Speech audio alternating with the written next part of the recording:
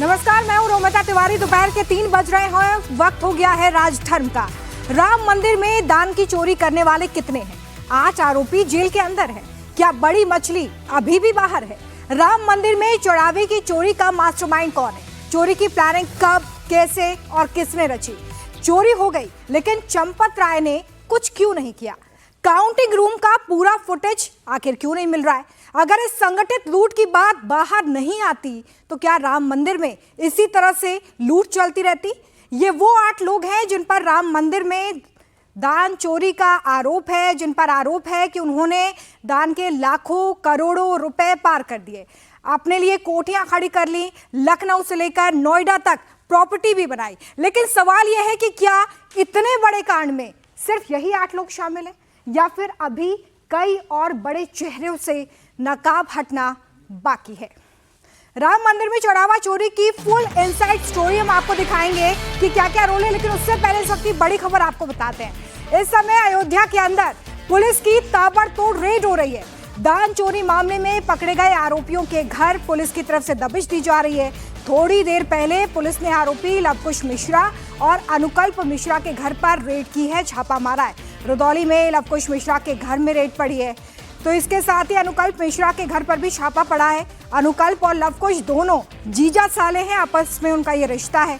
अनुकल्प मिश्रा को पकड़े गए 8 आरोपियों में से दान चोरी का मास्टरमाइंड भी बताया जा रहा है और इसलिए लगातार अब घर पर जो ताबड़तोड़ रेड हो रही है उसको लेकर भी सवाल खड़े हो रहे हैं। उसमें कई खुलासे हो सकते हैं। अयोध्या पुलिस की टीम चंदा चोरी के जितने आरोपी हैं उनके पैतृक गांव में रेड्स करने के लिए पहुंची है। इस वक्त हम इनायत नगर के ईटा गांव के अंदर मौजूद है, बसावा ईटा गांव, और वहां पर आप देख सकते हैं अयोध्या पुलिस की टीम। ये जो सामने आपको सफेद रंग का एक बड़ा घर नजर आ रहा है, ये अनुकल्प मिश्रा जो कि इस केस के अंदर चंदा चोरी केस में आरोपी हैं, उसका घर है। उसके परिवार के कुछ लोग इस पैतृक गांव में बसावा गांव के अंदर रहते हैं, इनायत नगर के अंदर। अब आप घर देखिए कितना बड़ा घर है। अनुकल्प के बारे में यह कहा जाता है कि अनुकल्प को आउटसोर्स कैशियर के तौर पर यहां पर लगाया गया था, लेकिन अचानक से उसके पास इतना पैसा कैसे आ गया कि उसने जो पॉश इलाका है, कौशल नगर जो इलाका है, वहां पर कौशलपुरी में उसने एक नया घर बनाया। पहले वो कहीं किराए पर रहता था, लेकिन अनुकल्प ने कौशलपुरी इलाके, अयोध्या के पॉश इलाके में एक नया मकान बनाया और पिछले साल वो अपनी पत्नी और बच्चों के साथ वहां पर शिफ्ट हो गया। तो 1 साल के अंदर ये पैसा आखिरकार कहां से आया? जो अनुकल्प है ये लवकुश का साला है। लवकुश ने करीब 25 लाख रुपए की जमीन खरीदी एक जगह पर और वहां पर एक 3 मंजिला मकान बना रहा था अपनी पत्नी के नाम, सुप्रिया मिश्रा जिसका नाम है, वहां पर एक मकान बना रहा था। पुलिस अब इनसे इनकी प्रॉपर्टी के बारे में पूछताछ करना चाहती है, इसलिए आप तस्वीरें देख लीजिए। अयोध्या पुलिस की टीम पहुंची है इनायत नगर के इस बसावा गांव के अंदर, ईटा गांव में। और ये आप मेरे को एक बार घर दिखा दूं, ये भी नया मकान है। जिस तरीके से अनुकल्प का कौशलपुरी के अंदर एक नया मकान बनाया गया है, उसी तरीके से यहां पर भी एक बड़ा यहां पर मकान है। और इसके कंस्ट्रक्शन से आप देख सकते हैं, ऐसा लगता है कि अभी बहुत हाल में इस मकान को बनाया गया है। फिलहाल घर के अंदर कौन मौजूद है ये जानकारी जुटाने की हम कोशिश करेंगे। रवि मिश्रा जो कि उनके पिता बताए जा रहे हैं, वो यहां पर रहते हैं, कुछ और उनके रिश्तेदार रहते हैं। और फिलहाल पुलिस की टीम अब इनके परिवार के लोगों से पूछताछ करेगी, अनुकल्प के परिवार के लोगों से उनकी प्रॉपर्टी के बारे में, इस गांव के अलावा, इनायत नगर के अलावा कहां कहां पर इनकी जमीन है, ये जमीन कैसे खरीदी गई, इन तमाम फाइनेंशियल ट्रेल्स को, प्रॉपर्टी को इस वक्त अयोध्या पुलिस की टीम खंगाल रही है, ताकि अनुकल्प से जब जेल के अंदर पूछताछ हो, या फिर क्योंकि यह बताया गया है कि अविनाश शुक्ला के पास से सबसे ज्यादा पैसा मिला, टिन्नू के साथ मिलकर अनुकल्प, इसके साथ ही लवकुश, इन लोगों ने भी काफी पैसा कमाया। ये लोग चंदा चोरी यानी कि जब पैसे गिनते थे उस वक्त पैसे को अपनी जेबों में भर के ज्वेलरी को लेकर निकल जाते थे, और अचानक से लगभग 1 साल पहले इन लोगों ने इतना पैसा चुरा लिया कि इन्होंने कई जगह अपनी प्रॉपर्टी बनाई। तो ये आखिरकार पैसा कहां से आया जब इनकी सैलरी 15 से मात्र 20,000 के बीच में थी? इन्हीं सब की जांच करने के लिए फिलहाल पुलिस की टीम पहुंची है अनुकल्प मिश्रा जो कि चंदा चोरी का आरोपी है, उसके घर पर। और फिलहाल पुलिस की टीम परिवार के लोगों से बातचीत करके इनकी प्रॉपर्टी की डिटेल्स जानने की कोशिश करेगी। इंडिया टीवी की टीम भी इस वक्त मौजूद है अनुकल्प के गांव के अंदर, और पुलिस की तरफ से किस तरीके से परिवार के लोगों से पूछताछ की जाती है, क्या कुछ खंगाला जाता है, उसकी पूरी जानकारी हम आपको लगातार दे रहे हैं। अनुकल्प के गांव वाले घर में ही नहीं, अयोध्या पुलिस चढ़ावा चोरी के आरोपी लवकुश मिश्रा के भी पैतृक गांव सुजौली पहुंची। लवकुश मिश्रा की दादी ने जब पूछताछ हुई है तो क्या कुछ जवाब दिया है, ये दिखाते हैं आपको। राम मंदिर चंदा चोरी मामले में आरोपी लवकुश मिश्रा के गांव में हम मौजूद हैं। ये गांव सुजौली अयोध्या से लगभग 45 किलोमीटर दूर है और यहां अयोध्या पुलिस जांच के लिए पहुंची है। आपको बता दें कि लवकुश मिश्रा के पिताजी और माताजी पहले ही पुलिस ने बयान देने के लिए उन्हें अयोध्या बुला लिया है और अब फोर्स के साथ यहां पहुंचे हैं। घर पर सिर्फ लवकुश की दादी है, इसके अलावा कोई नहीं है और यहां उनसे बात की जा रही है। इससे पहले भी यहां जांच की गई थी। सूत्र बताते हैं कि यहां से 10 लाख रुपए की बरामदगी हुई थी।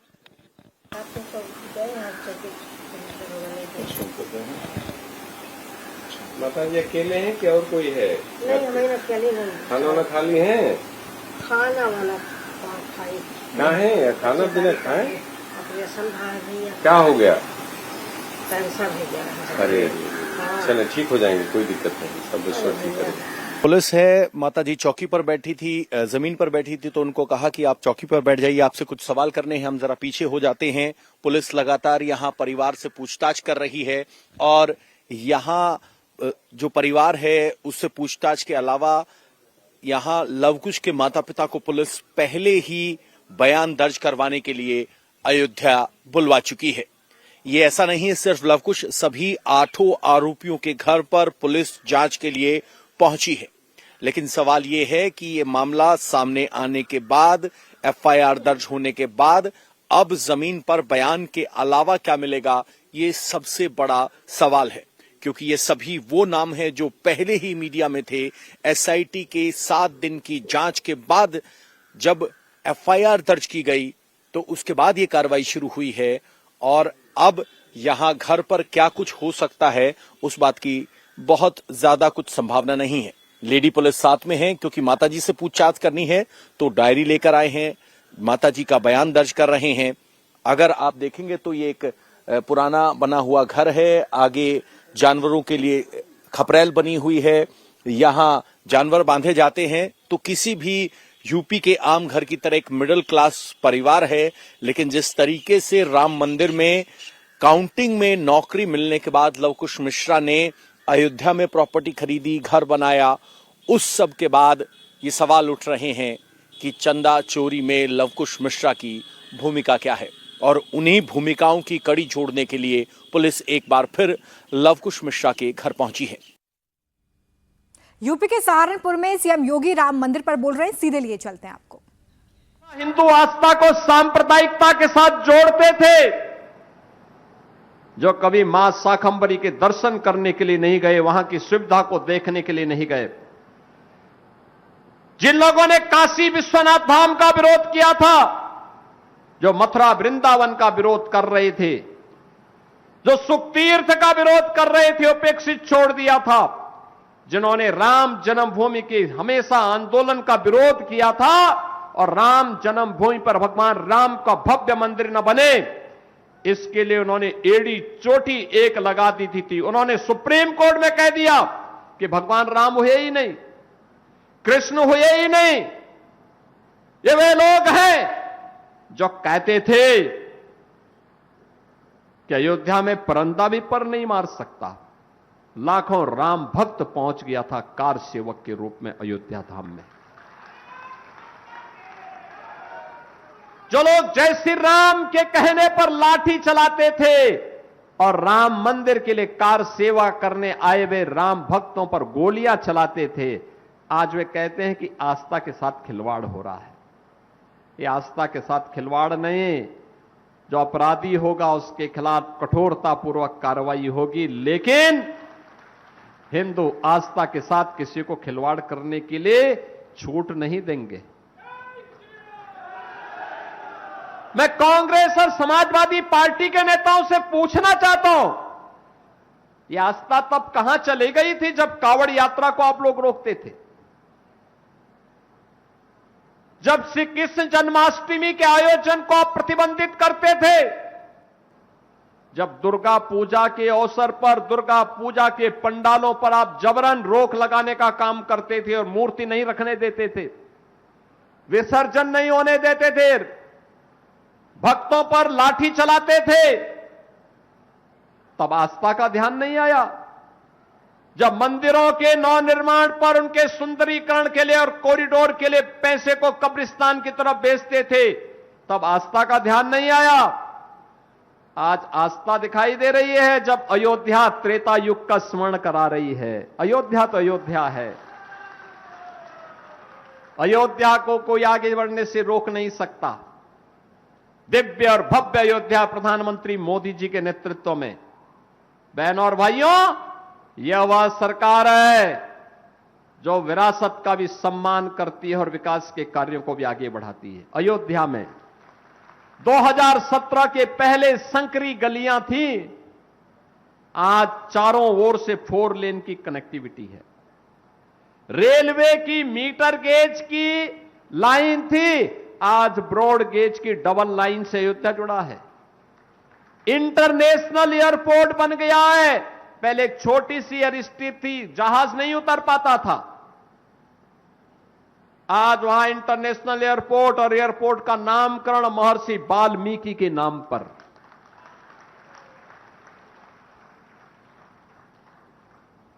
समाजवादी पार्टी तो जन्मजात सामाजिक न्याय से जुड़े हुए इन महापुरुषों के विरोधी रही है। वाल्मीकि के नाम पर, महर्षि वाल्मीकि के नाम पर समाजवादी पार्टी ने कुछ नहीं किया होगा। 4 बार सत्ता में थी, संत रविदास जी के नाम पे कुछ नहीं किया होगा। 4 बार सत्ता में थी समाजवादी पार्टी। बहनों और भाइयों, हमारी सरकार आई थी, मोदी जी के नेतृत्व में डबल इंजन की सरकार ने संत रविदास जी के जन्मभूमि काशी के सीर गोवर्धन में, वहां पर समाजवादी पार्टी के लोगों का कब्जे किए गए थे, उस भूमि पर उसको हटा करके वहां पर भी भव्य कॉरिडोर हमने संत रविदास जी के, सदगुरु रविदास जी महाराज की इस पावन धरा पर हम लोगों ने प्रस्थापित किया है। उनकी भव्य प्रतिमा बनी है, वहां पर अन्न क्षेत्र बना है, 4 लेन की कनेक्टिविटी दे दी है। ये समाजवादी पार्टी नहीं कर पाती। समाजवादी पार्टी ने तो बाबा साहब भीमराव अंबेडकर के नाम पर कन्नौज में बने हुए मेडिकल कॉलेज का नामकरण ही बदल दिया था। यानी राम मंदिर पर हो रही सियासत के बीच योगी विपक्ष पर करारा प्रहार कर रहे हैं, तो इधर राम मंदिर के अंदर भी चढ़ावा चोरी को लेकर बड़े बड़े बदलाव देखने के लिए मिल रहे हैं। बड़ी खबर सामने आ रही है, राम मंदिर में काउंटिंग स्टाफ के लिए अब नया ड्रेस कोड लागू कर दिया गया है। कैश काउंटिंग में लगे स्टाफ को डार्क ब्लू रंग की डांगरी दी गई है। इसमें जिप लगा होता है, कोई पॉकेट नहीं होता है और ये पूरी तरह से पैक भी रहता है। दान में मिले पैसे की काउंटिंग के प्रोसेस में भी बदलाव देखने के लिए मिल रहा है। पहले टेबल पर कैश रखकर वहां पर ये काउंटिंग की जाती थी, लेकिन अब जमीन पर बैठकर काउंटिंग होती है। काउंटिंग प्रोसेस के दौरान अब SIS सिक्योरिटी के 5 लोग निगरानी भी लगातार करते हैं। इस दौरान 2 पुलिसकर्मी, 2 बैंक स्टाफ और 2 ट्रस्ट के लोग भी वहां पर मौजूद रहते हैं ताकि कहीं कोई गड़बड़ी ना हो। कैश काउंटिंग स्टाफ की अब परिसर में 3 बार एंट्री होती है। 2 जगहों पर चेकिंग की जाती है, सुबह 8 बजे से 2 बजे तक और 2 बजे से रात 10 बजे तक, यानी कि 2 शिफ्ट्स में काउंटिंग हो रही है। और इस पूरे प्रोसेस की बकायदा वीडियोग्राफी भी करवाई जा रही है ताकि कहीं कोई भी गड़बड़ी की गुंजाइश बिल्कुल ना हो। पवन नारा हमारे साथ अयोध्या से जुड़े हुए हैं। पवन, एक बड़ा बदलाव अब हम काउंटिंग में भी देख रहे हैं, प्रोसेस में कई तरह के बदलाव किए गए हैं। जाहिर तौर पे इसके बाद उम्मीद की जा सकती है कि इस तरह का प्रकरण अब सामने नहीं आएगा। बिल्कुल, प्रोसेस को लेकर ही सवाल उठे थे। SOP में पहले भी यह तय था कि बिना जेब वाले वस्त्र होने चाहिए, जो कभी लागू नहीं हो पाया। लेकिन अब ये चंदा चोरी का जो पूरा मामला सामने आया है, उसके बाद ये बदलाव किए गए हैं। अब बाकायदा वीडियो रिकॉर्डिंग करवाई जाती है, टेबल हटा दी गई है, जमीन पर बैठकर गिनती होती है। 2 पुलिस वाले जो पहले तैनात नहीं होते थे, अब पुलिस वाले भी वहां तैनात होते हैं। तो कुल मिलाकर यह आमूलचूल परिवर्तन है। सीसीटीवी तो हैं ही मौजूद, उन पर भी निगरानी रखी जा रही है और एंट्री और एग्जिट के वक्त तलाशी भी ली जाती है। तो प्रोटोकॉल चेंज किए गए हैं। उससे आगे की अपडेट मैं आपको दे दूं, यहां पुलिस, यहां अगर देखेंगे तो लवकुश मिश्रा के घर पुलिस पहुंची हुई है और अलग अलग इलाकों में पुलिस यहां जांच कर रही है। इससे पहले यहां से 10 लाख रुपए उपलों में बरामदगी की बात सामने आई थी और अब पुलिस वाले एक बार फिर घर के आसपास के इलाकों को, उपले रखने के स्थान को, तूड़ा रखने या जानवरों का जो चारा होता है उसको रखने के स्थान को खंगालने की पुलिस कोशिश कर रही है। और ये अलग अलग जांच है, ये सब जांच अलग अलग इलाकों में अलग अलग आरोपियों के घर पर जाकर हो रही है। हालांकि सवाल ये है कि जब शुरुआत में मंदिर ट्रस्ट की तरफ से जांच की गई जिसमें पैसे की बरामदगी हुई, उसके बाद से और अब तक बहुत वक्त बीत चुका है, तो ऐसे में यहां कुछ छुपा मिलेगा इस बात की संभावना नहीं है। लेकिन पुलिस अपनी तरफ से कोशिश कर रही है। इधर आप देखेंगे तो यहां चारा रखा गया है। अगर आप देखेंगे सामने चारा रखने का स्थान है, लेकिन इसी चारा रखने के स्थान के सामने यहां एक संदूक भी है। ये संदूक भी पुलिस ने खोल के देखी है। इस संदूक के अंदर देखेंगे तो एक और पुरानी संदूक है। तो पुलिस अब इन सबको भी खोलकर देख रही थी और यहां इस झाड़ू का इस्तेमाल करते हुए तूड़े को भी खंगालने की कोशिश की है, इस उम्मीद में कि कहीं यहाँ कुछ है तो नहीं। हालांकि पुलिस के सूत्रों से जब हमने बात की तो उन्हें ऐसे कोई संकेत नहीं मिले हैं कि अभी और पैसा कुछ छुपा हो सकता है। चूंकि पुलिस यहां पूछताछ करने के लिए आई है, जांच करने के लिए आई है, तो वो किसी भी संभावना से पीछे नहीं हटना चाहते। शायद इसीलिए इस सब इलाके की जांच की जा रही है। फिलहाल लवकुश के घर उसकी सिर्फ दादी हैं। मां पिता को पुलिस ने पहले ही बयान लेने के लिए बुला लिया गया है और दादी से पूछताछ में उनके फैमिली ट्री को बनवाया गया कि आपके घर में कितने बेटे हैं, कौन कहां क्या काम करता है। लेकिन सबसे बड़ी बात जो लवकुश की दादी कह रही हैं कि उन्हें नहीं पता था कि उनका पोता राम मंदिर में काउंटिंग में शामिल था। वो कह रही हैं कि वो मैकेनिक का काम करता था, देर रात लेट आता था, बाइक से ही आता जाता था। इसके अलावा दादी को नहीं पता है, यानी घर में दादी को नहीं पता था कि लवकुश मिश्रा यहां मंदिर में काउंटिंग स्टाफ है। दादी के लिए आज भी वो बाइक का मैकेनिक ही है। चलिए, बहुत शुक्रिया भवन इस तमाम जानकारी के लिए। तो पुलिस अभी एक एक कड़ी जोड़ती हुई नजर आ रही है ताकि आरोपियों के बारे में और जानकारी जुटाई जा सके।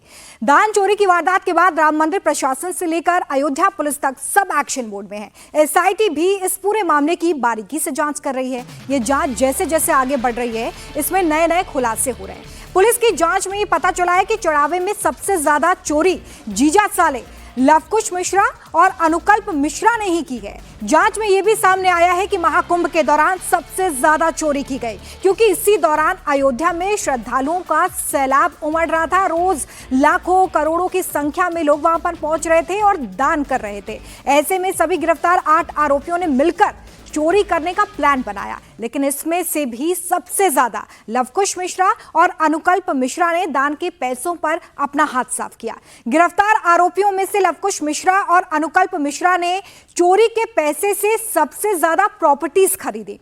पुलिस को ऐसी 5 से 6 संपत्तियों की जानकारी भी मिली है जिसे इन दोनों ने चोरी के पैसे से खरीदा था। पुलिस सभी आरोपियों के बैंक खातों को भी खंगाल रही है। बाकी जानकारियां भी जुटाई जा रही हैं। वहीं इस मामले में एसबीआई बैंक के कुछ स्टाफ्स की भूमिका भी संदेह के घेरे में है। आज पुलिस एक बार फिर से जेल में आरोपियों से पूछताछ करेगी, जिसके बाद जल्द ही दूध का दूध और पानी का पानी होने की संभावना है। अनुकल्प मिश्रा को फिलहाल इस पूरे कांड का मास्टरमाइंड बताया जा रहा है। उसके बारे में जो जानकारी सामने आ रही है वो बहुत ज्यादा हैरान करने वाली है। कुछ समय पहले अनुकल्प मिश्रा ने एक बड़ा भव्य धार्मिक आयोजन भी किया था, जिसमें करीब 10,000 लोग पहुंचे थे। इस आयोजन में चंपत राय भी पहुंचे थे। इसके अलावा सांसद, विधायक, जिला पंचायत अध्यक्ष भी अनुकल्प के धार्मिक अनुष्ठान में पहुंचे थे। यह आयोजन इतना बड़ा और भव्य था कि अनुकल्प में उस दिन करीब 1,000 महिलाओं को महंगी साड़ियां भी बांटी। 15 से 20 हजार कमाने वाले अनुकल्प की इस शान को देखकर लोग भी काफी हैरान हैं। उनका माथा ठनक गया। इसके बाद से ही वो लगातार रडार पर आ गया। दरअसल अयोध्या के मिल्कीपुर के बासवा गांव के रहने वाले अनुकल्प की माली हालत कुछ खास नहीं थी, लेकिन राम मंदिर में नौकरी लगने के बाद अचानक से उसका वक्त बदल गया। पैसे आने के बाद आसपास के इलाके में उसका तेजी से दबदबा भी बढ़ने लगा। कुछ ही सालों में अनुकल्प ने नोएडा समेत कई जगहों पर प्रॉपर्टीज खरीदी। इसके साथ ही उसने अपने बहनोई लवकुश मिश्रा को भी मंदिर प्रशासन में ही नौकरी दिलवाई और फिर दोनों जीजा साले ने मिलकर राम मंदिर में राम भक्तों के दान को जमकर लूटा। हालांकि अनुकल्प का परिवार कह रहा है कि वो बिल्कुल बेकसूर है। जांच होगी तो सारा सच सामने आ जाएगा। लूट सिर्फ अनुकल्प और लवकुश ने नहीं की। इस पूरी साजिश में टिन्नू यादव से लेकर सभी 8 आरोपी शामिल हैं। ट्रस्ट ने इनके पास से करीब 80 लाख रुपए की रिकवरी भी कर ली है। सूत्रों के मुताबिक सबसे ज्यादा रिकवरी अविनाश शुक्ला से की गई है। कल अयोध्या पुलिस ने जेल में पहुंचकर अविनाश से करीब 2 घंटे तक पूछताछ की। इसे लेकर भी जो जानकारी सामने आई है वो आपको काफी हैरान करेगी। अविनाश अपने भाई अभिषेक शुक्ला के साथ योग सेंटर में रहता था। यहीं पर उसका रहस्यमय बक्सा भी था जिसमें ताला लगा था। पुलिस ने 5 जून को रेड दी। बक्से से 5 लाख रुपए बरामद किए। जिस ट्रंक से पैसा बरामद हुआ है उसकी तस्वीरें भी हम आपके सामने रख रहे हैं। इसी के बगल में एक छोटा बक्सा और आपको नजर आएगा जिस पर राम राज्य कोष लिखा हुआ है। इसके साथ एक QR कोड भी लगा हुआ है। यह बक्सा योग सेंटर चलाने वाले गुरुजी का है। इस बक्से को मंदिर बनने के पहले और बनते समय चंदा इकट्ठा करने के लिए इस्तेमाल किया गया था। अविनाश शुक्ला का भाई अभिषेक यहां पहले से रहता था। उसने ही अविनाश को मंदिर में नौकरी दिलवाई थी। अविनाश शुक्ला पर दान के पैसे को काउंटिंग रूम तक पहुंचाने की जिम्मेदारी भी थी। मंदिर से चोरी हुई। अब तक के बरामद रकम में सबसे ज्यादा अविनाश शुक्ला के पास से ही मिला है। पुलिस ने कल जेल में अविनाश से 2 घंटे तक पूछताछ की है जिसमें कई अहम खुलासे हुए हैं। चंदा चोरी आरोप में गिरफ्तार 8 आरोपी इस वक्त अयोध्या जेल में मौजूद हैं। इनमें से अविनाश शुक्ला से पुलिस ने जेल के अंदर पूछताछ की है। बताया जा रहा है कि अविनाश शुक्ला के पास से 79 लाख रुपए जो रिकवर हुए हैं उसमें से सबसे ज्यादा अमाउंट अविनाश शुक्ला से रिकवर हुआ है। इस वक्त हम मौजूद हैं अयोध्या के कौशलपुरी इलाके में। कौशलपुरी इलाके के अंदर अविनाश शुक्ला का भाई अभिषेक एक योग सेंटर के अंदर एक योग गुरु से पिछले काफी समय से जुड़ा हुआ था और योग सेंटर ने यहां पर ये जो आप कमरा देख रहे हैं यहां पर रहने की जगह दी हुई थी। इसी तरीके से अभिषेक ने अपने भाई अविनाश को भी इसी योगा सेंटर से जोड़ा और यहां पर अविनाश शुक्ला भी रहने लगा। सबसे पहले इस कमरे को मैं आपको दिखा दूं। 5 जून को जो पुलिस की रेड हुई थी, ये सामान है अविनाश और साथ ही अभिषेक का। यहां पर पुलिस की रेड हुई थी और बताया जा रहा है कि इन ट्रंक के अंदर से ही कैश को बरामद किया और कैश बरामद करके पुलिस यहां से लेकर गई, जिसकी CCTV फुटेज सामने आई। उस वक्त आधिकारिक तौर पर शिकायत नहीं दी गई थी।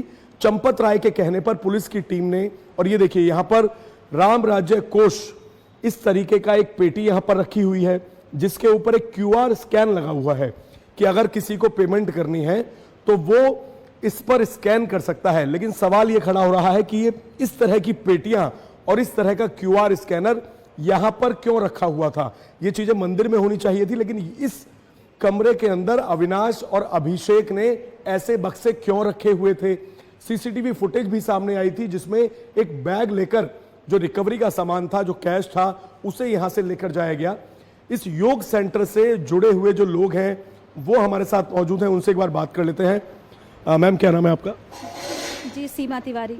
सीमा जी, ये जो योग सेंटर है ये किसका योग सेंटर है और कब से है?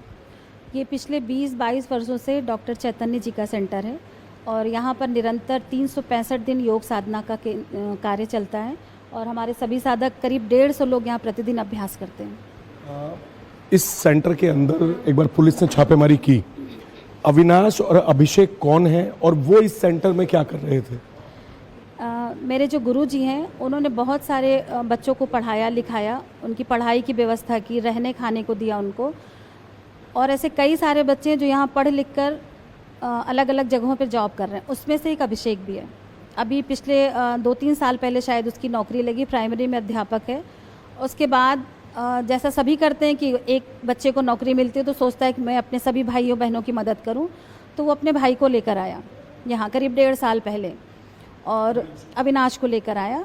और अविनाश बहुत शांत रहता था, ज़्यादा बात नहीं करता था। फिर उसकी नौकरी राम मंदिर में पता चला कि उसकी नौकरी वहाँ लग गई, और फिर बाद में अभी पता चला कि गबन में उसका नाम आया। राम मंदिर में श्रद्धालु दान पात्रों में चढ़ावा डालने के साथ भी काउंटर पर भी कैश में दान देते थे। दान के बाद श्रद्धालुओं को यहां से एक रसीद भी मिलती थी। अब पुलिस इन रसीद बुक को भी चेक कर रही है। जो चढ़ावा दान काउंटर से आया वो बैंक में जमा हुआ है कि नहीं, ये क्रॉस वेरीफाई किया जा रहा है। अयोध्या में राम मंदिर में चढ़ावे के लिए 3 दान काउंटर बने हुए हैं। पहला मंदिर परिसर में यात्री सुविधा केंद्र के पीछे बना हुआ है, दूसरा रंगमहल बैरियर के पास ट्रस्ट के पुराने ऑफिस के पास है, और तीसरा मीडिया सेंटर के पास बने ट्रस्ट के नए ऑफिस में है। इसके अलावा मंदिर परिसर में 40 दान पात्र भी लगे हुए हैं, जहां पर श्रद्धालु जब पहुंचते हैं तो वो दान करते हैं। अभय ऐसी खबर पर ज्यादा जानकारी के साथ जुड़ गए हैं। अभय, इस पूरे मामले को लेकर कई लोग इस वक्त संदेह के घेरे में हैं। अब तक आपके पास क्या नई जानकारी है? जो बैंक डिटेल्स खंगाली जा रही हैं, लगातार जो आरोपियों से पूछताछ हो रही है, उसमें क्या निकलकर सामने आया है?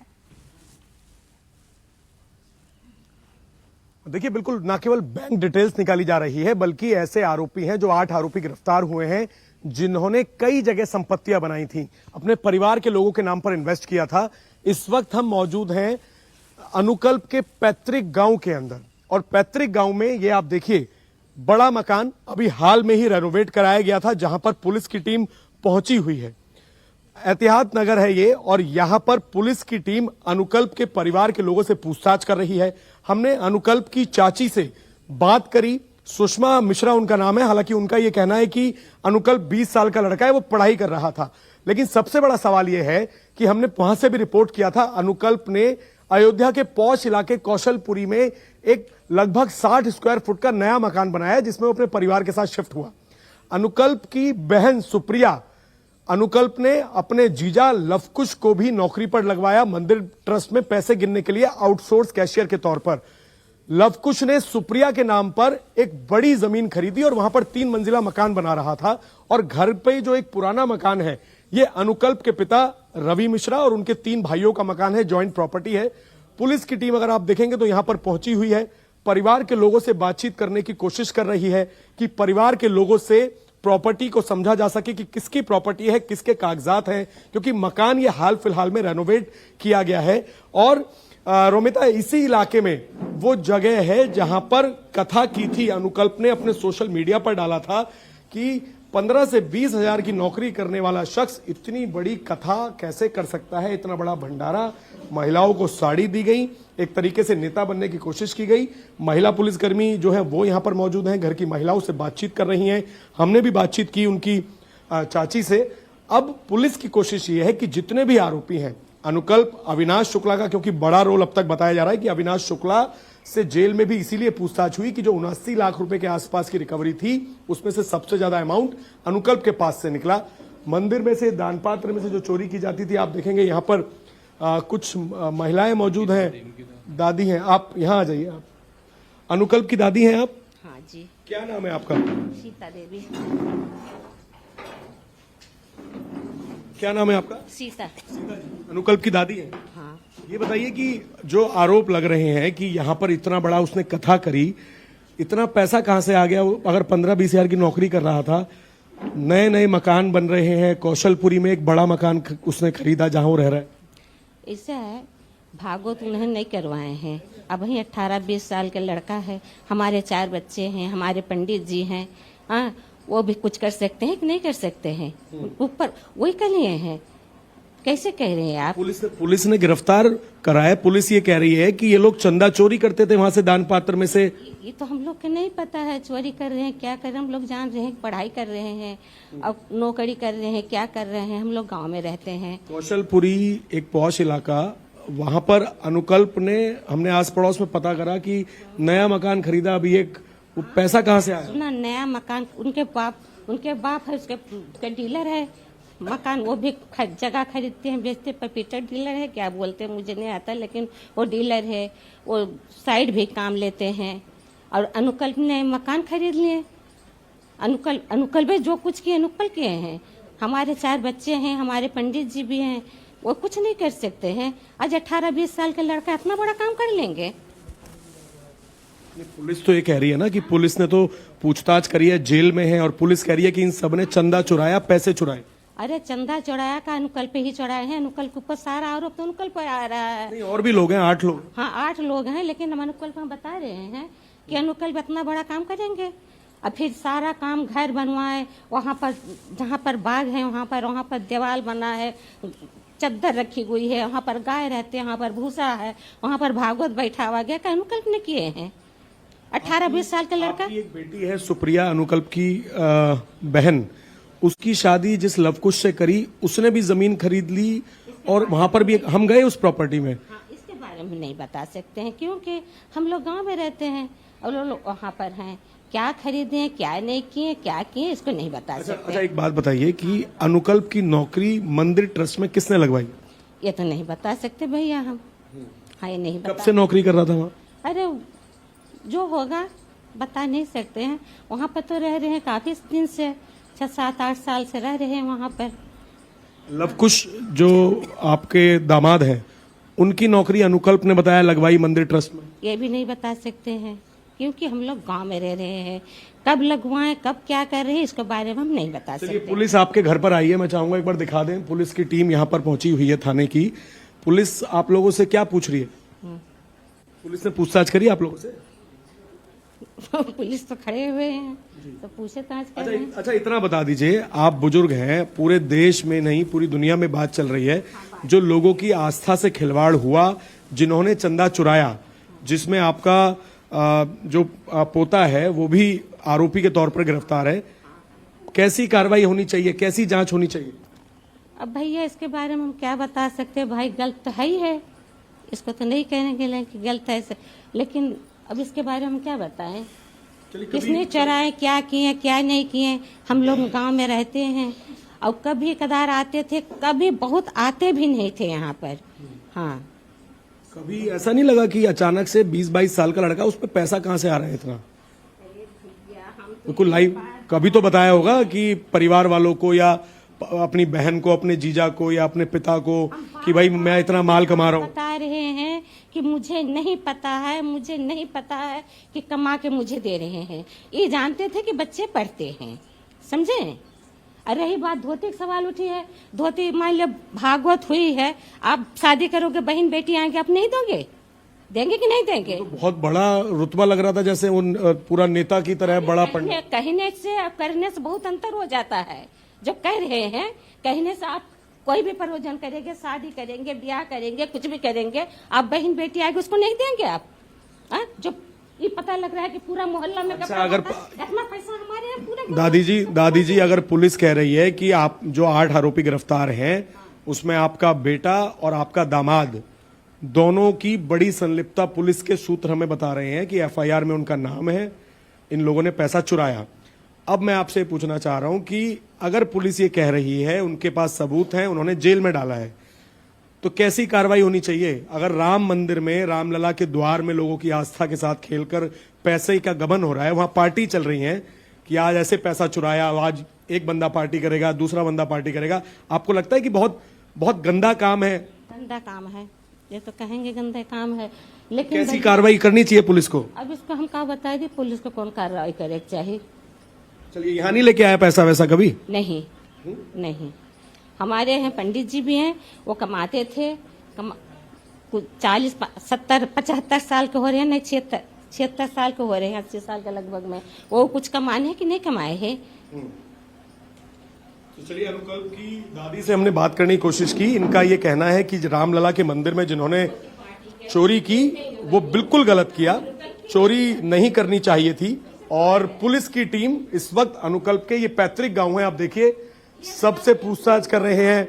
जो महिला पुलिसकर्मी है वो भी यहाँ पर पूछताछ कर रही है। इनायत नगर थाने की पुलिस की टीम इस वक्त मौजूद है। बाहर से मैं आपको एक बार घर दिखा देता हूं।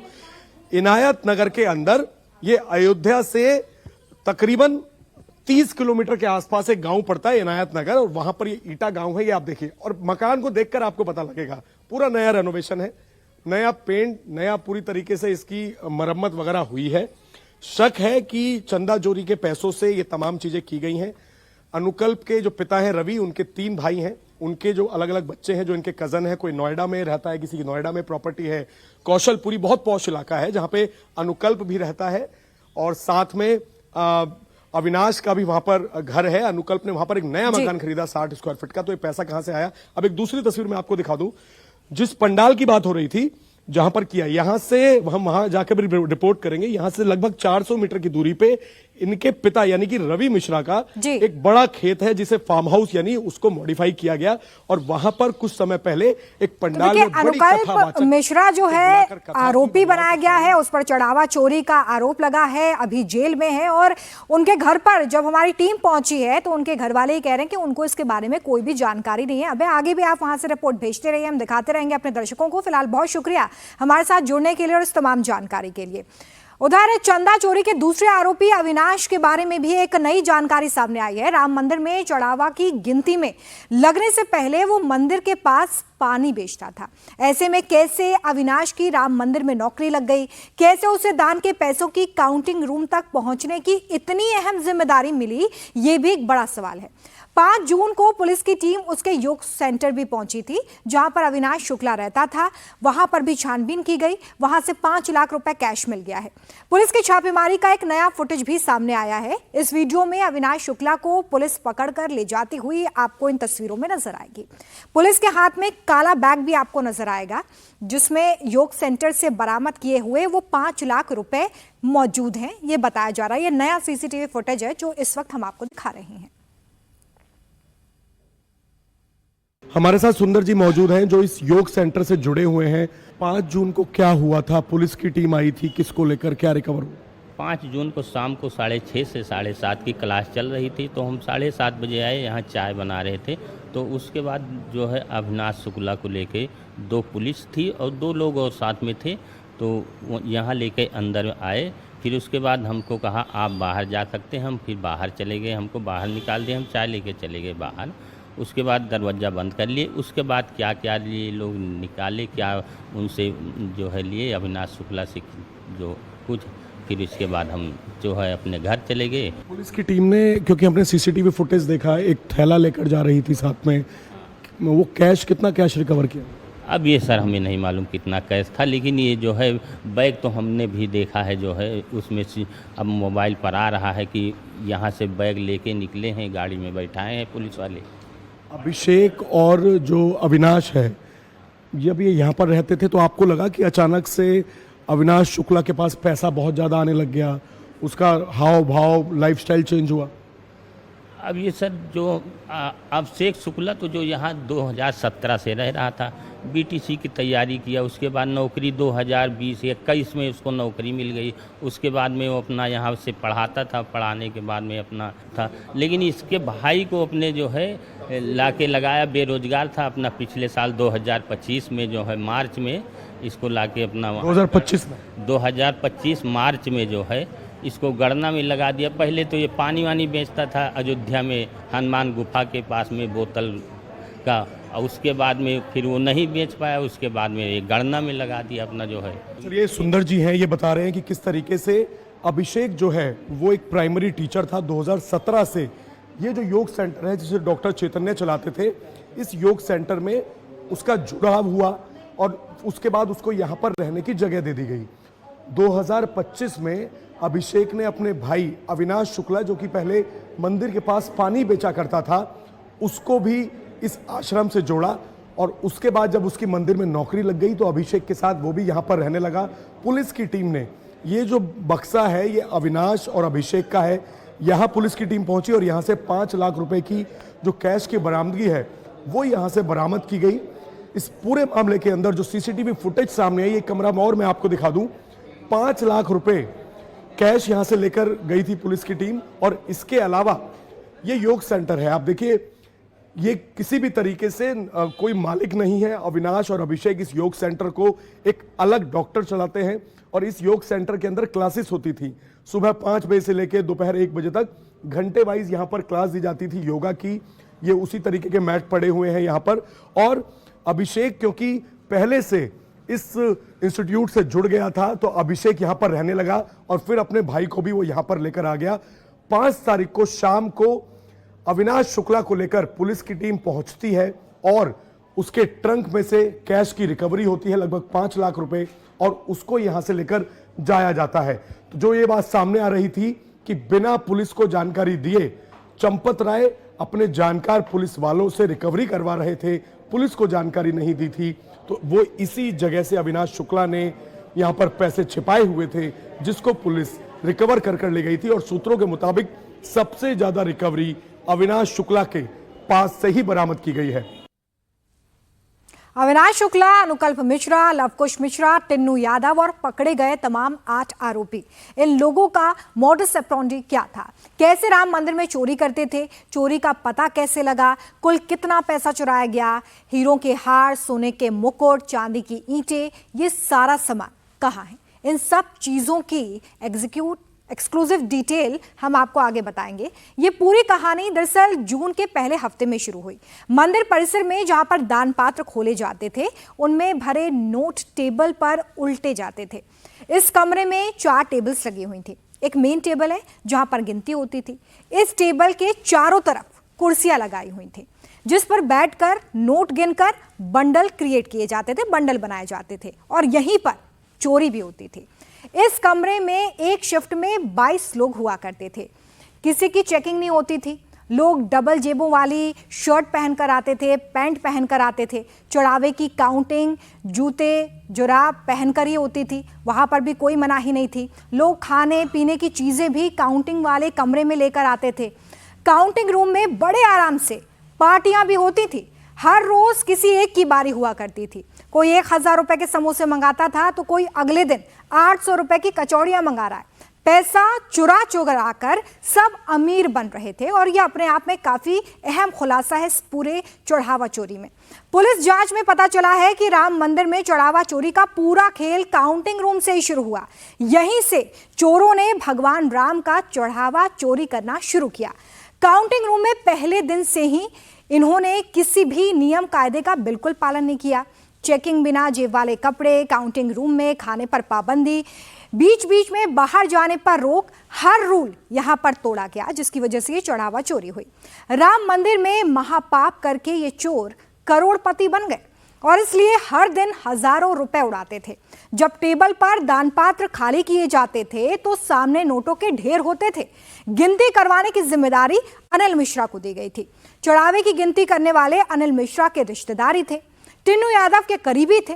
निगरानी करने की जिम्मेदारी सुभाष श्रीवास्तव के कंधों पर थी जो अनिल मिश्रा का ही आदमी था।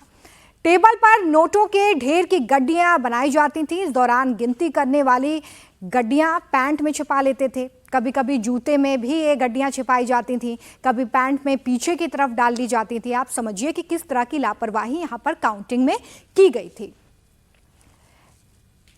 और आगे बढ़ते हैं। राम मंदिर में चढ़ावा चोरी केस के आरोपियों के खिलाफ पुलिस का एक्शन लगातार जारी है। तो वहीं पुणे के केतन अग्रवाल मर्डर केस में भी पुलिस की जांच बहुत तेजी से आगे बढ़ रही है। आज पुलिस की एक टीम आरोपी चेतन चौधरी को लोहगढ़ किला लेकर पहुंची। क्राइम सीन को रिक्रिएट किया गया। बताया जा रहा है कि पुलिस ने आरोपी चेतन का गेट एनालिसिस भी किया है। चेतन चौधरी के हुड्डी पहनने के स्टाइल, बॉडी लैंग्वेज को रिकॉर्ड किया गया है। पुलिस ने केतन के वजन और लंबाई का एक पुतला भी 300 फुट से ज्यादा की ऊंचाई से नीचे फेंका है। अब आज के रिकॉर्डिंग को सीसीटीवी फुटेज में वारदात वाले दिन हुडी पहने व्यक्ति के साथ मैच किया जाएगा। केतन अग्रवाल के मर्डर के मामले में आरोपी सिया और चेतन 3 जुलाई तक पुलिस की कस्टडी में है। 18 जून को पुणे के लोहगढ़ किले से धक्का देकर केतन अग्रवाल की हत्या कर दी गई थी। इस पूरे मामले में लगातार जांच हो रही है, अहम खुलासे हो रहे हैं और ऐसे में अब क्राइम सीन को रिक्रिएट किया गया है ताकि वारदात वाले दिन का जो फुटेज सामने आया है उससे इसे मैच किया जा सके और अहम कड़ियां इसमें सामने आ सकें। इससे जुड़ी 4 तस्वीरें इस वक्त हम आपको दिखा रहे हैं। केतन अग्रवाल हत्या मामले में 2 दिन पहले सिया गोयल को जो है यहाँ पर लोनावाला पुलिस रिक्रिएशन के लाई थी और आज यहाँ पर चेतन चौधरी को जो है लोनावाला पुलिस के द्वारा लाया गया है। आप देख सकते हो कि ये जो मेरे पीछे पुतला है, यह केतन का पुतला है जहां इस वारदात को अंजाम दिया गया था। ये वही जगह है लोनावाला का लोहगढ़ इलाका। आप देख सकते हो कि यहाँ से करीब ऊपर की ऊंचाई 350 से 400 फीट के आसपास है और यही से जो है इस वारदात की शुरुआत हुई है।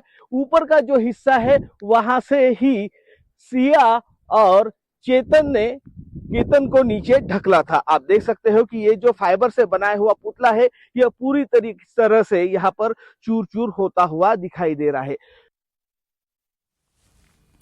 आज पुणे पुलिस ने केतन मर्डर केस में आरोपी चेतन चौधरी का गेट एनालिसिस किया है। आखिर ये गेट एनालिसिस क्या होता है, पुलिस से इससे क्या हासिल होगा, पुलिस इससे क्या कुछ जानकारी जुटाएगी, ये अब आपको बताते हैं। आरोपी के चलने का अंदाज इसमें जांचा जाता है, इसका एनालिसिस किया जाता है। देखा जाता है कि व्यक्ति कैसे चलता है।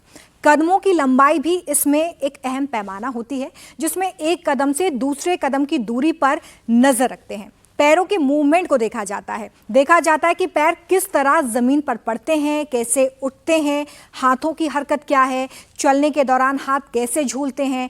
शरीर की मुद्रा भी इसमें देखी जाती है। सिर, कंधे, कमर, शरीर का संतुलन इसमें देखा जाता है। चलने की गति भी देखी जाती है। व्यक्ति किस तरह की चाल से चलता है, यह कहलाता है गेट एनालिसिस।